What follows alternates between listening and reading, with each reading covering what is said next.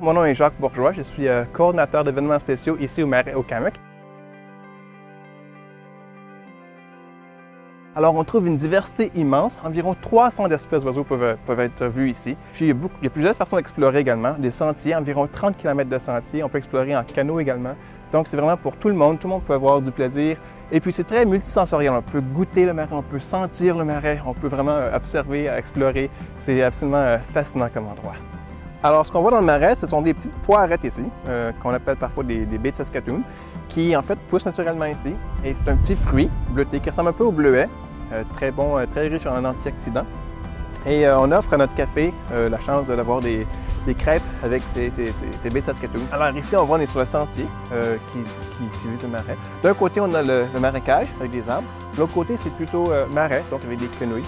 Et en fait, la quenouille, c'est une plante qui est délicieuse. Je ne sais pas si vous avez déjà goûté.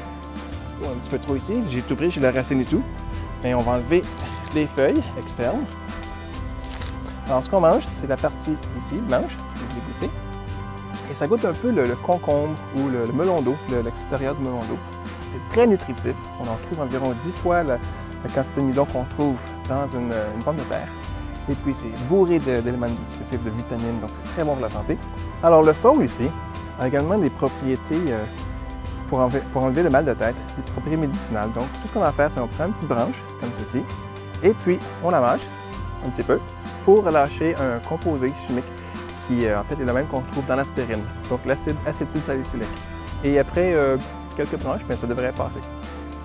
Ici, j'ai un ruban d'aile qui indique, par exemple, si tu es un oiseau, quelle grandeur serait tes ailes. Alors, si tu veux ouvrir tes bras le plus grand possible, et on voit ici que tu as la même envergure d'aile qu'un tantale d'Amérique, celui qui amène les enfants. Alors, on voit qu'il y a beaucoup de vent ici, hein? Le vent souffle de bonne façon continuelle.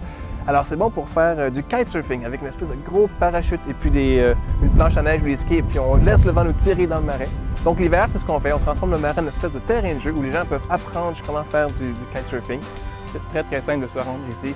Et on se retrouve dans un monde tout à fait féerique, rempli d'oiseaux, rempli d'animaux. Il faut vraiment s'arrêter au Marais Okanagan, c'est un must, il faut absolument le faire, il faut venir voir ça.